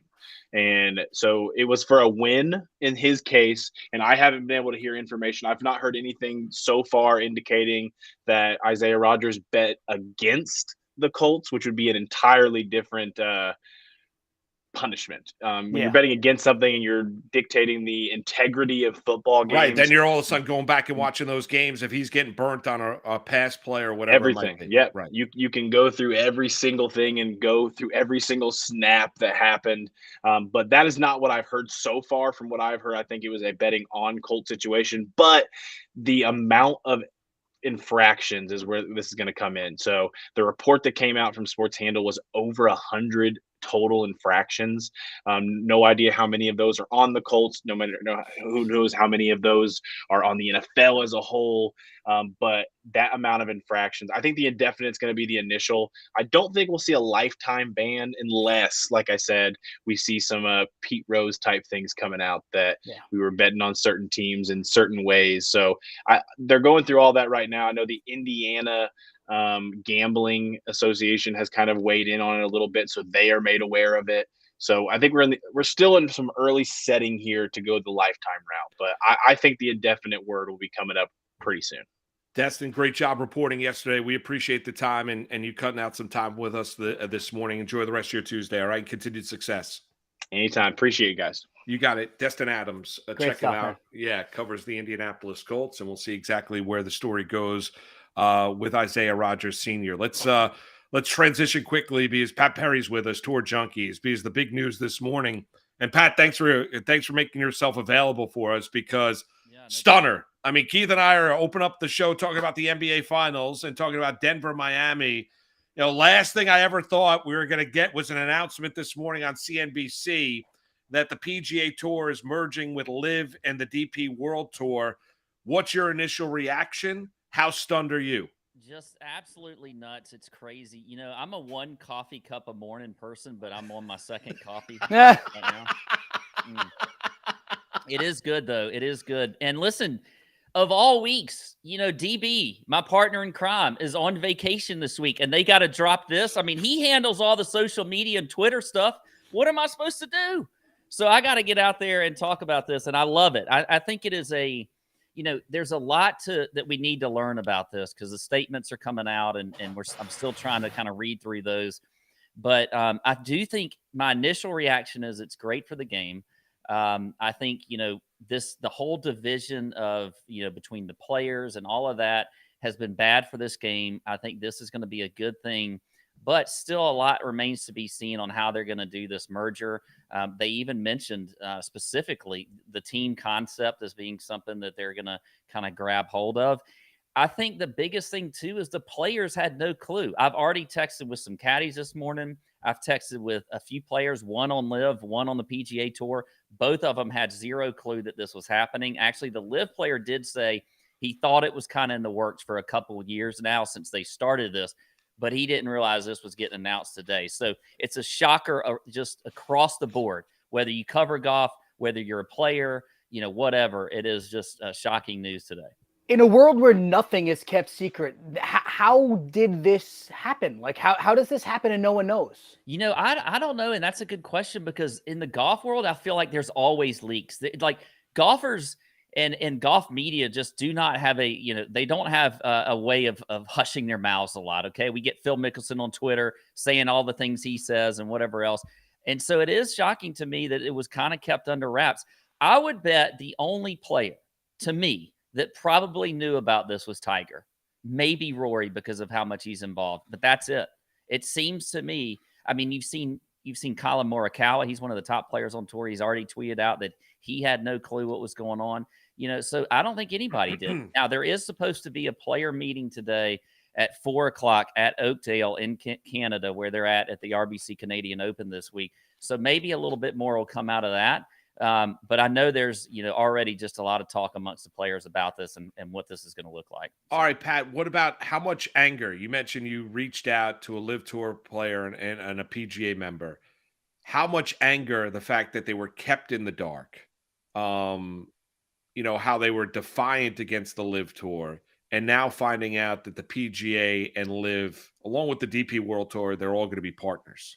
Well, I think right now, the players are really so shocked that they don't even, I think they're not quite to the anger stage yet, but I feel like we're going to get to that later in the day as the news comes out and as players get to give statements. I think you're going to see that because I think there's some players that are probably thinking, well, hey, I missed out on, you know, Hideki's one of them. There was talk that he could have been paid $300 million to go to LIV. And so there's probably going to be some that are thinking, you know, I missed out on that, or what is it going to look like now for me now that there's a merger when, you know, I skipped the money before. So I do think there is. And I think a lot of the anger too is going to be on the fact that they didn't know any of this was going on. And one of the things the PGA Tour has always said is that our players help guide this tour. Our players are the ones that, you know, are out there. You know, they control this tour. They control their schedules. They control whatever they want to do. But it appears they didn't have much control over this. So I think that's where you're going to also see a little bit of anger as well is, hey, look, where were we? Where were we in these discussions? Because obviously they were not there. How do you think the PGA Tour golfers and their former buddies who went to LIV are going to mesh now together? Well, to be honest, I felt like they meshed okay before. I mean, if you saw them at the majors, like at the Masters and at the PGA, they seen it. The players themselves didn't really seem to make a big deal out of it. I felt like they played nicely. I think it was more what you saw between Jay Monahan and Greg Norman. I can't wait for that press conference, by the way. Are Greg and Jay going to get up there on the stage together and answer some questions? That would be interesting. I don't think it's going to be as big a deal with the players. Now, maybe Cam Smith gets to go play at TPC Sawgrass now. I don't know if he's showing up there right now playing at TPC Sawgrass, because there was word that a lot of these players got kind of blackballed from any PGA Tour course. So I don't know what that's going to look like. But, in general, I think all the players probably think this is a good thing, because guess what this means for them? At a lot more money, which is what it's all about, right? I mean, in the end, I hate to say it, whether you were for Live or against Live, for the PGA Tour or against the PGA Tour, money kind of wins, right? Yeah. That's what's happening here. Yeah, it's a lot of money when you look at the Saudi money that's now going to be involved in this partnership for sure, and they've been the one that's been funding, obviously, the Live Tour. Pat, for the golf fan, there's a lot of layers to this story, but you and Dave do a great job. I love golf. Keith loves golf. We love chatting with you about golf. People love betting on golf, but for the golf fan, in the long run, this is a win, because you're actually, instead of having separate tours and trying to figure it out and this and that, the golf fan now is going to get everybody under the same umbrella again. Absolutely, 100%. I think it's a great win for the golf fan. And when this all started happening a few years ago, my biggest thing was, I was definitely a little bit more against Live. And DB, he would say that he's kind of brought me over to the side of being okay with it. But my biggest problem was always the division of the players. I want to see the best players week in and week out, regardless of what tour they're playing on. And I think that's what we're going to get now, And then I do think the team concept was interesting. I thought a little bit of it was a little corny and a little overhyped, but I do think it's an interesting concept. And now that the tour is thinking about embracing that, I think that'll be something that brings more fans to the game as well. So from everything and from a fan standpoint, it's great. And from a gambling standpoint, even better. That's what we like to talk is betting, DFS, that kind of stuff. It's going to get even better. All right, not to make this a political thing, but being the fact that, Saudi-backed Live, and now those Live players moving back to the PGA Tour, we have no idea what that funding part is going to be a part of the do you think there could be backlash for the PGA Tour from a fan landscape, political, all those aspects? Well, there's a lot of crow being eaten right now, isn't there? Between mostly on the PGA Tour side and the PGA Tour guys that media, whatever else, that were just so against that and so against the political landscape of what Liv was doing. So I do think there'll be a little bit of backlash. But in the end, I think everybody's going to kind of come together and just, this is what happens too when we see something like this. People are probably going to forget, and it is in a way, I'll say, and I don't like to get too political, but in a way it is a little bit, I don't want to forget about all the things that, people have said about Saudi and that kind of stuff and the bad things that happen. We can't forget that, we got to still, promote good in this world. But in the end, for golf, it's going to be a good thing. And I think there are going to be some people, though, that probably are turned away from golf, really. Probably not the players, though, because they're playing for money. I don't think they're going to just shun the PGA Tour and Live because of this. So no, I don't think how do you think 4:00 this afternoon, Pat? You're closer to golfers than Keith and I are. What do you think that meeting is going to look like for Jay Moynihan? Oh man, I would love to be in that room. I can tell you that. I'd love to be a fly on the wall. Absolutely. Like, can we get one of those Nest cameras or Ring camera? Can we just get one of those and stick it in the room? What is that going to look like? Because there are going to be guys that I mentioned earlier, like Will Zalatoris turned down $130 million, and he's made $15 million in his career. He's been a really successful golfer. I'm not saying he's not a millionaire and isn't wealthy. He is. You're talking about there was generational wealth just by signing your name on the dotted line that was being offered to join the Live Tour. And there were guys that decided to say, no, I'm going to stay strong, be unified, stay with the PGA Tour. And then this news comes out. I'm not telling you those guys were wrong. I mean, they did what they felt was right. But in the end, now it's one big golf community again. I think there's going to be a lot of just, WTFs going on with these players. They're going to be asking those questions, what led us to this? Why did we not know what was going on? And then how are you going to make it up to us for the guys that stayed true to the PGA Tour, the ones that, spoke up for the PGA Tour against LIV? Yeah, I think they're going to be asking those questions. What is it? How are you going to make it up to us for our loyalty? And I think that's probably going to be one of the big questions of Jay Monahan. And then, maybe getting into the weeds a little bit with the structure of this deal and how it could look, because I think that's where, a lot of the confusion lies right now. But, I definitely think these guys are going to be slamming Jay Monahan with a lot of tough questions that he's going to have to get up there and answer. I'd be remiss if I didn't ask you the most important question in the history of Tour Junkies. So your sexy picture that you put on social media, DB told us about the bet. I don't really care about that part. What went into like that pose selection? Like, you had a little like shoulder thing going, or like what was? Yeah. Well, that was the wife really kind of gave me direction on the pose because I was doing it wrong at first, and she was like, having to show me how to do it. And listen, I've been working out a little bit, okay? And now, not like David. I know he came on the last show and he's doing pull-ups. You look good, Pat. You look good, man. No, you do look good. You do look good. I appreciate that. You've lost weight. I could tell, man. I have 20 pounds, by the way, since you do. You look great, man. You know how you do that better than just working out? Stop drinking. You stop drinking. Now, I didn't stop altogether, but just a little bit less, and it helps a lot, okay? Also, just change what you drink, too. Exactly. But yeah, so I have been working out. Now, I don't believe David did 100 sit-ups, by the way. I think he was on like 3 or 4 when he came on this yellow. That was like Ron Burgundy. Yeah. The 1, 2, 98, 99. Yeah, that was what that was. Yeah, yes. But the wife did direct me on that pose, and it took me almost 2-3 months to finally pay off that bet. But I kept telling DB, I'm still working on the body. Yeah, I got to get it into the right shape before I'm going to take this picture. So. Any truth to the fact that you, as in you were like getting ready for a pose down, you got spray tanned?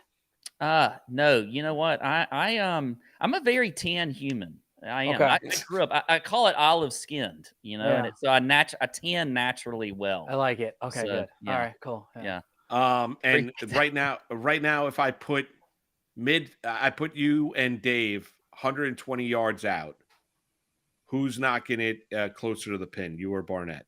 100% me. 100% no doubt. Me. Yeah.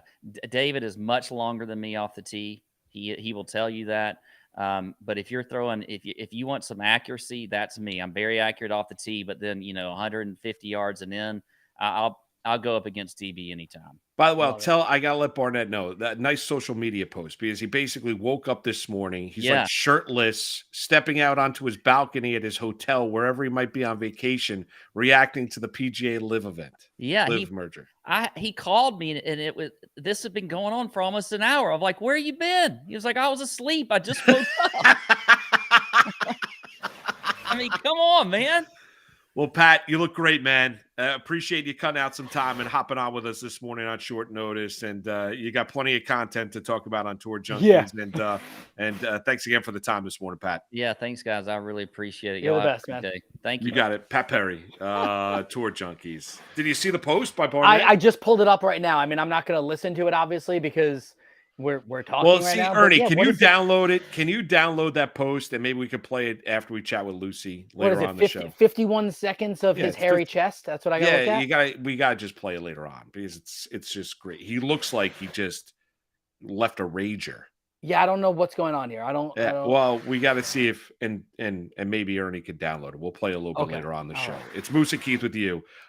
Keith's got construction going on. That's why you hear the drilling. Sorry. In the background. Lucy Burdge is going to join us. It's Moose and Keith coming back with you right here on the Better Sports Network. Monday Night Rants with Edward Rouse on Better Sports Network. Do you believe in the Madden curse? Do you think that's a real thing? I did. Now, I don't think it's as big of a deal anymore, but it was a real thing for a solid 10, 15 years. Yeah, it was Sean Alexander, LaDainian Tomlinson, Peyton Hillis. LT was never on the cover. I know that. Was he not? I thought he was one. Okay, well, you do know all the covers of everything. Yeah, okay, so if you want, I could do this real quick. So Garrison Hurst is the first official Madden cover athlete, 1999. 2000, I believe they still put John Madden on the cover. And then 2001 is where it all started. So 2001, you have Eddie George. 2002, Dante Culpepper. 2003, Marshall Falk. 04, Michael Vick. 05, Ray Lewis, first defensive player on the cover.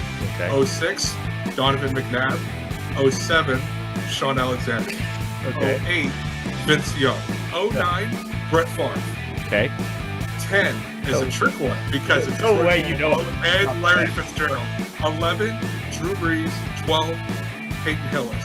13, Calvin Johnson, I believe so. You're right. 14. No way you know all this. 14, also a trick question. I believe that's the Madden 25 cover, and it's Barry Sanders, unless you got it for the new consoles, in which case Adrian Peterson oh my God. was on the cover. You're not cheating. You're not looking at. Swear on my life. Swear on my life. Okay, keep on going. 15, you have Richard Sherman. Okay. 16, hold on. 16 is Odell Beckham. Okay. 16. 17, now this is the one I get mixed up because 17 and 18 are back-to-back Patriots. They are. 17, I think, is Gronk, and 18 is Brady. You are correct. 19 is Antonio Brown. Correct. 20, Patrick Mahomes. Oh my goodness. 21, Lamar Jackson. 22, Brady Mahomes. 23, John Madden. But yeah, dude, I'm a cover nerd when it comes to this stuff. We now know, but that was really impressive. I don't know how. Thank you. That's literally 29 of them or something like that. Wow, that is. You did not miss a single one, and you even got the special editions where they had two people on the covers. Monday Night Rants on Better Sports Network. It's a Tuesday here on the Better Sports Network. Moose and Keith with you. Lucy Burdge is joining us right now, and she's fantastic. Odyssey Sports BetQL, check her out there. Joins us on a normal basis. Good morning, Lucy. How are you? Good morning. Doing great, guys. You guys are the best. No, hey, we're trying. I'm having Very an kind. Lucy. I'm having an interesting morning. Going on. Keith's got his. They're remodeling one of his 8 bathrooms in his home. This morning, so he's got a rough life. I mean, heavy is the head that wears the crown, Lucy. So he's got construction going on. That construction sound, I will say, is such a hassle. Outside of my window, across the street, there is I don't want to say a forklift. It's like a cherry picker lift. They're doing some work on a brownstone across the street, the top level, and every time they would go up and down, it would beep constantly. It's torture, absolute torture. So I think somebody must have complained because they turned the beeping off. So now you just hear the sound of the machine. But the sound of construction really does affect your daily life, whether it is in your own residence or someone else's. Well, Lucy, feel free to enjoy the next 14 to 16 minutes of construction sound because it's on the other side. I totally misplayed this one because there's a hole in that wall over there that's Yeah, it's tough when you're trying to put a chandelier in your ceiling and it's just so loud when they're trying to put the hole in there to rewind. It's just nuts. You know the problems. It's tough. Lucy, how's the city of Boston doing now after the Celtics elimination? I mean, the Red Sox. Don't worry, our Red Sox, we're going to be great. They're good. No. I mean, I don't know. They're good. I think they're the saving grace. The Red Sox look great right now. So I don't know. Summer of the Red Sox, right? They're a 500 baseball team. Yeah, they're not below 500. So everybody can just shut up about that because they are going to be fine. And I have faith in them to still be good. Even what was your over-under ticket on them? 80 games. It was 80? So, yes. And so it was 80. Close. And so I think they're on pace to do that. They just have to win 50 more games. Let's say 51 more games. They can make the playoffs as a wild card team. They can win another game, let's say. I think another game. World Series, here we go. I mean, I can't remember the last time they just play like a clean game, have no errors in a game. Kike out in the outfield looks great. So he's not a shortstop. So that would be my argument for that horrible play where there were like 3 errors in one play. The ball was going every which way. Yeah, that was ugly. Yeah. Hey, Yoshida's really good. Yes, Yoshida's great. He's probably going to end up being Rookie of the Year. I was going to say Rookie of the Year. He's favored to be, I think, at like plus 125 is last time I saw, minus 125 last time I saw it. It's great. So there are some shining pieces of this team that, I mean, I never want to see Alex Cora look that mad again. His post-game press conference after that was so, I thought I would not want to be a player on the Red Sox right now, and have him be disappointed in me would be the worst feeling. He took his jacket off during the game. It was a freezing cold day, and he took his jacket off in the dugout and took like a walk across back and forth. And the city of Boston stood still because Alex Cora took his jacket off. He was mad. Where do you usually, when you go to a Sox game, what's the spot you hit before the game? Are you out there early watching batting practice? No, I am at either some kind of bar before the game. So there is a bar right on Jersey Street where Fenway is. There is a bar that you can only get into if you have tickets. It's called Bullpen. And it's my favorite place maybe in all of Boston because it is completely Red Sox, like also other sports too in Boston themed. And it's just a great vibe. And there's like a back patio area that you can sneaky secret you can get into if you don't have tickets. You can kind of sneak in the back without showing your tickets. But once telling everybody that. But well, I mean, yes, the tens of people that are going to the games, you can get into the back there. But and then once you're in there, you don't have to stand in line to get your ticket scanned. You just go, you get it scanned right there at the door, and then you go right in. So it is all around a perfect spot. Bullpen. You know, we've all gotten very accustomed to you doing your walk and talk posts on social, but maybe you need to do one there. That's what I'm thinking. It would be great. A couple weeks ago, I did that. I went down to Fenway just to mix it up, like to have some other walk somewhere where it's not windy. Where did the fit check thing come from? Like, did you like? Is that a you come up with it thing? Kind of. So TikTok is influencing me slightly because I do watch quite a bit of TikTok now. It's the doom scroll where you just keep scrolling. Fit checks are a thing there, and I think it began with sororities. So there was like Alabama sorority rush TikTok. Everybody all at once was like, oh, well, how did I get on this feed? And they would do a fit check where they name where they get everything they're wearing, like bracelet from so-and-so, shirt from so-and-so, and like bag from Gucci, this, that. And so I was like, oh, I could just incorporate that into my video. And I think one day it just happened. All right. So fit check just happened. So are you on TikTok? I am on TikTok. Because I'm not on TikTok. Oh, you got to do it. It is something. But I feel like if I do it, I'm going like, I'm going to go down this dark hole of TikTokedness. Yes, you do. And I start talking like people on TikTok. Like that is the slang that kids say now, like that is dope. Stuff like that. I start saying like that is sick, dude. Bro, girl, you do you know, so the bro and bruh thing, right? So do you know bruh a lot? Yeah. So for Mother's Day, we got me and my 2 sons, we got Jody, my wife, a shirt that said, and I'm sure you've seen it. It said mom, ma, mommy, bruh. Yeah, yup. Yeah. And she wears it very bruh, yes. And it like really defines, and like Moose could do this for Donna also, because they've got 3 boys, but like being a boy mom and like it's impossible. It's also you're a saint, by the way. Oh like my God. I say all the time, I know you do too. Like I say my wife Jody is an absolute saint. Like boys are gross. But then they're also kind of awesome. Like, like boys, they're dirty. But girls have drama too, and girls are very expensive. This is the thing. There was one time when I was in college and my dad started to use his Facebook more often. And I was in my dorm room one night, just like on my computer. And I see that he posted on Facebook, didn't tag me in it, nothing about me in it, but a meme of like, it's some meme of like someone throwing money out a window. And it was like daughters are like throwing money out the window. And he just posts this on Facebook. And I was like, Dad, well, thanks a lot. Wow.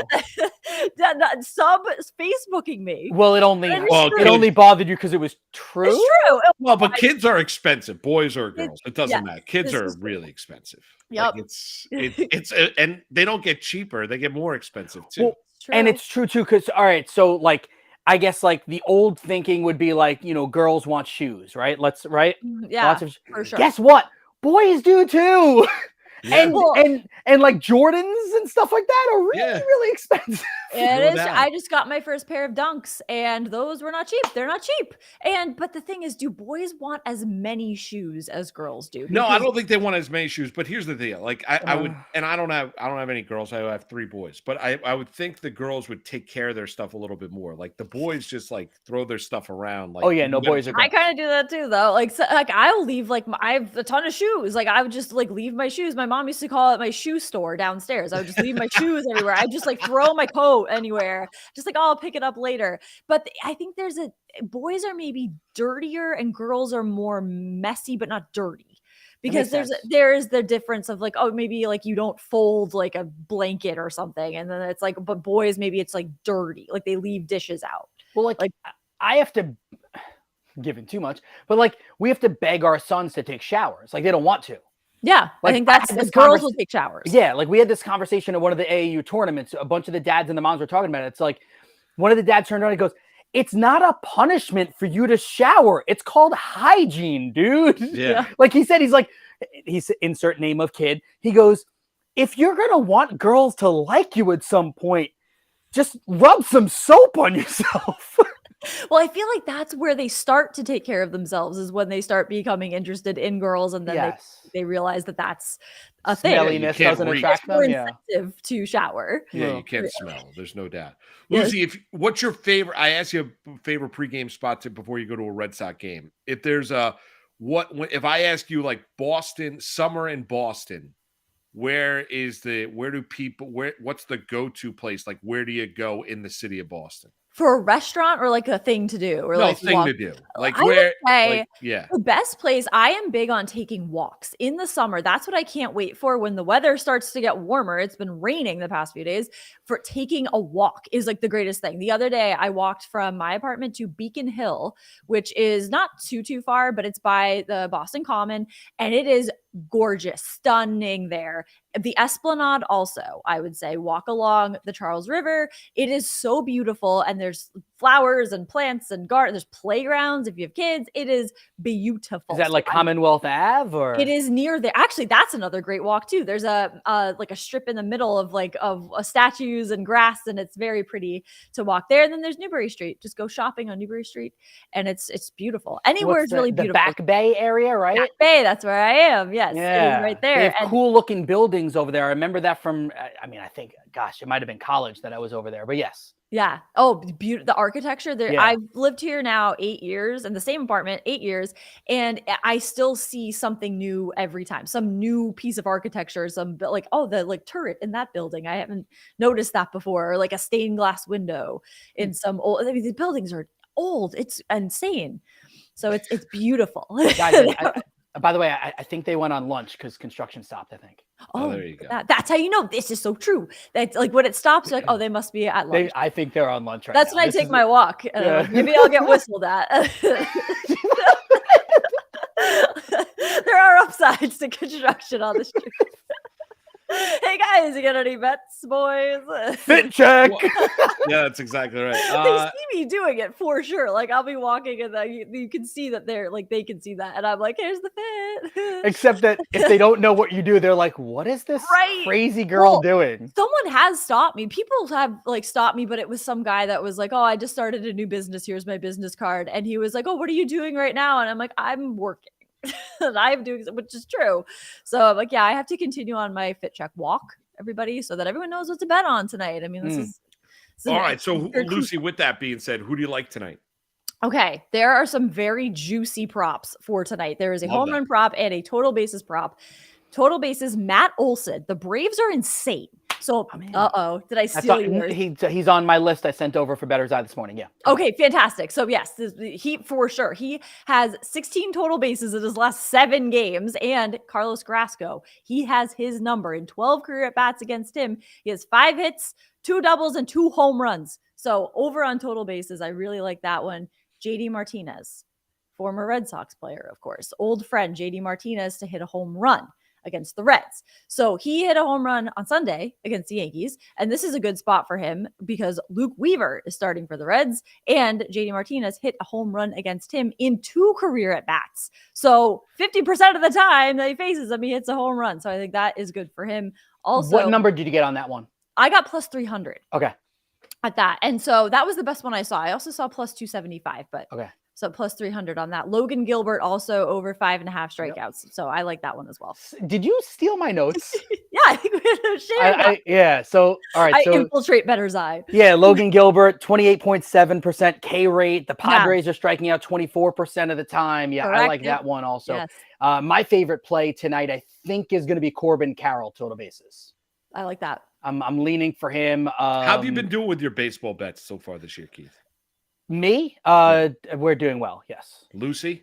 Doing okay. It is insane. Whenever I bet money line or run line, doesn't matter, doesn't hit, no matter what. I had yesterday Pirates run line against the A's. I was like, of course, it's the A's, and the Pirates are doing well. They did not call. They won 5-4. All right, I'm gonna give you here's my tip for you. Okay. Yes, please. Stop with run line bets. I've been against run line. I don't like them very much, but so BetMGM, they're the ones that sponsor Better's Eye. They have this bet. You'd have to check and see if the other books do as well. I am partial to the pick a team on the money line and combine it with something else. So Pirates money line, like today, I have Pirates money line and the game total over 6.5. The total in that game is supposed to be 8.5. I'm buying the total down 2 runs and I'm getting it at minus 105. Like yesterday, your Pirates Cardinals game, I had the Pirates money line and both teams to score 2 or more runs. Hit it. Yeah. So those Stryker and I have been tinkering with those over the last year and a half, really. And I'm finding really good value in those. So that is good because a lot of times that's a really good idea. And I will start doing that because money line, a lot of times, not a ton of value in a team that will definitely win. So if you combine that, that's why I stay some money lines I stay away from, but I'm like, what? That's a great idea. I should just combine them with something else. Yeah. Cause even today, parlay that bitch right there. Parlay. Yeah. Even today, all right. So the Diamondbacks, right? Diamondbacks minus 155 on the money line. You decide whether you think that's too juicy for you, right? Minus 155 for a money line is right around where I would walk away from it. Minus 160, I'm out. Minus 155, I'm thinking about it. Jake Irvin has been terrible this year for Washington. Washington, obviously, very up and down, and Arizona's a better baseball team in general. So, you could put it together with something else. If you believe Tommy Henry is going to give up a couple of runs, this might be one where you go money line and game total over 5.5. I like that. Okay. I'm going to start doing that. Lucy, you bet NBA Finals at all? A little. So this NBA Finals, I don't really think about it. It would have been so much, of course, more intriguing if the Celtics were in it, and I would be more invested. But I like the Nuggets to win in 5. I do like the Nuggets minus 2.5 in game 3, but I had Heat plus 8.5 in game 2, and they hit that. So that was very nice, of course. But I had them in the Heat plus 8.5 in game 1 too, and they almost covered that. So in that sense, yeah, I'm into it. And I think Jokic is the greatest NBA player going right now. So there's a little bit of juice there.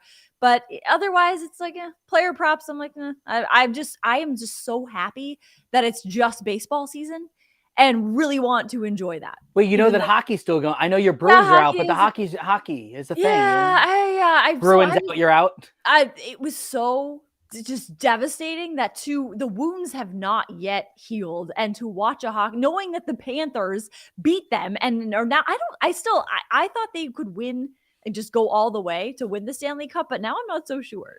So I think Vegas has pretty much got it locked down, unless the Panthers put up a fight in this one in the next game. So I mean, they're kind of in trouble, but otherwise it's not really a sign me up to watch that kind of thing because it's just tough. The Bruins should have been there. Besides the Red Sox, any other future bets in baseball that you love?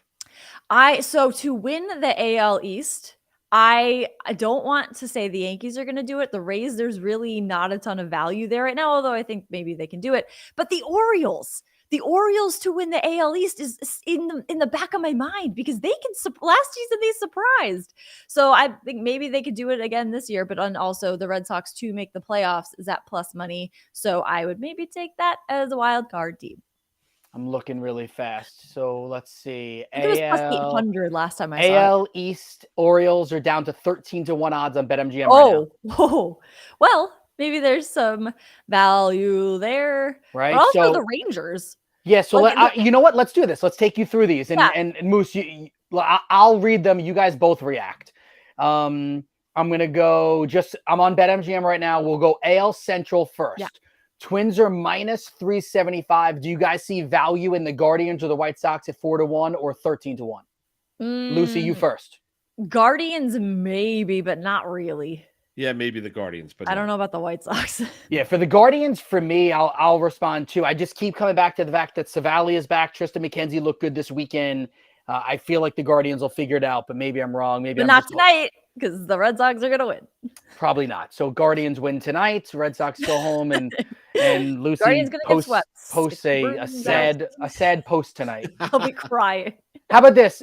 If Red Sox lose to Cleveland tonight, you have to post like something like a funny crying thing. Okay, I will do that. It will be very funny. All right, good. AL East, we already did. Let's go to the AL West. So you just mentioned the Rangers. Yeah. Rangers are in first right now. They're the best offense in all of baseball. I think over the last 2 weeks, they're actually averaging over 7. By the way, cash cow, keep going over 4.5 total runs for them. Yeah. Plus 180 for Rangers, minus 175 for Astros. Ooh, I would take the Rangers over the Astros at this point. Also, Evaldi. So you have two former Red Sox pitchers of the month, Michael Wacha and Nathan Evaldi.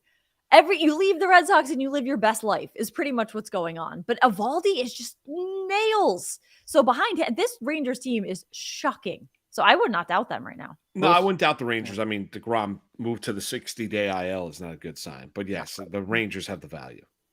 NL Central. Moose, you go first on this one. We all keep wanting to come back to the Cardinals. Everyone wants plus the Cardinals. 350. Yeah, I mean, I give the Pirates hanging. I mean, we're through 59 games here, and there's still 5 games over the 500 and 6-1. Remarkable. I mean, the Cardinals are 9 games under. I mean, no, 11 games under. The Cardinals are 11 games under 500. Yeah. I don't really have a great feel for the Central. Everyone says the Cardinals. I think it's going to be somebody else other than St. Louis. I think it could be the Pirates. I think that they're surprising again. Like, we don't look now. They've won 6 in a row. Yeah.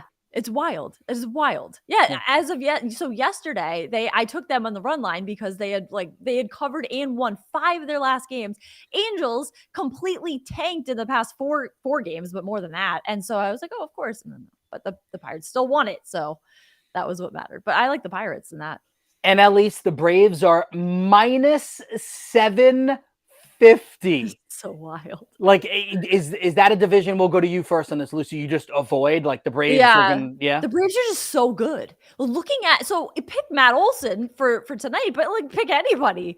I mean, Acuna, wash, rinse, repeat. Exactly. So wild. So they're exciting. They're a team. There's always a team at some point where I'm like, I wish I was a fan of that team because it'd be really fun right now. Yeah. Right now, it's the Braves. Like, I wish I was even the Pirates maybe. But you made a mistake, wasn't it last year that you decided the Mets were going to be your second team? Yeah. Well, so this is what's tough is betting against the Mets will make you money, but it's hurting my heart very badly because I would just love to be rooting for the Mets and for them to be having a great season, but might make it to Citi Field at some point this season. But yeah, we talked about that, right? We're going to, if for some reason you get out here, we're going to try to see if we can make this a whole big, betting thing. We'll get Ariel to come. Yes. I'll see Moose will come. I'll be there. We'll try to get Stryker. He doesn't come out of the house, but we'll try to get Stryker to come too. That would be really fun because on Twitter, seeing all the food that they have at Citi Field, my mom wants the milkshake with the donut on it, and she wants to go to a Mets game again. So we're gonna do that. We're gonna get that done. Yeah, Cody Decker will come too. I can guarantee he'll come. Oh, that would be awesome. NL West, Dodgers minus 700. Any value in the Diamondbacks at 9-1, or we're just walking away from that division? Oh, Diamondbacks? I don't know. They could surprise. No, I don't know. I think that's, again, JD Martinez to hit a home run. I think the Dodgers are on fire, and they kind of maybe have that locked up right now.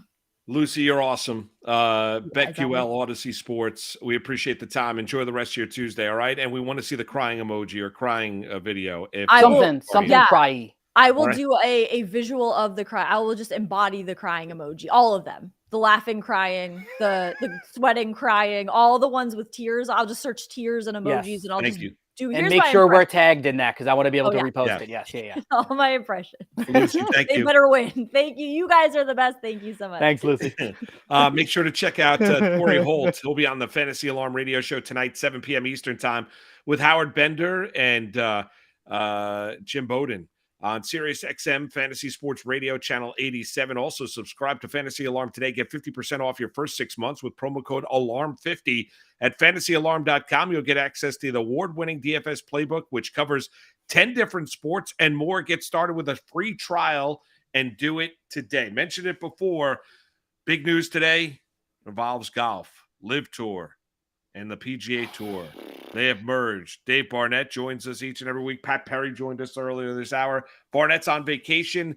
Here's his take on social media. NSFW, sort of. I just woke up at 10:40. I'm at the beach, I think. Don't pan down. I'm at the beach, I think, unless I'm on another planet which we've occupied somehow. And there are 70 text messages to me that the PGA Tour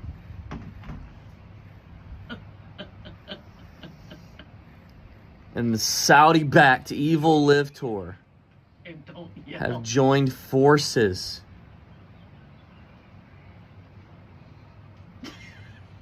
What? I literally have tears in my eyes. By the way, I don't know if Ernie did that on his own accord, like trimming that so that we didn't have to see all the chest hair. That's great. That is great from Barnett. That is DB's wife in the background. Yeah, he's fantastic. laughing. Don't pan down. So obviously he was naked.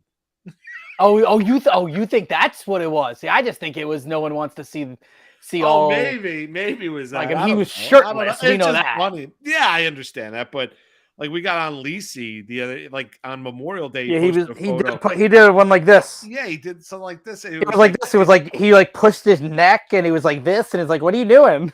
Yeah, it didn't look natural. It didn't do him any justice. No. But yeah, so I mean that's the big story of the day is really nuts, crazy, insane. Live PGA meeting between the PGA players and their president Moynihan coming up at 4:00 this afternoon.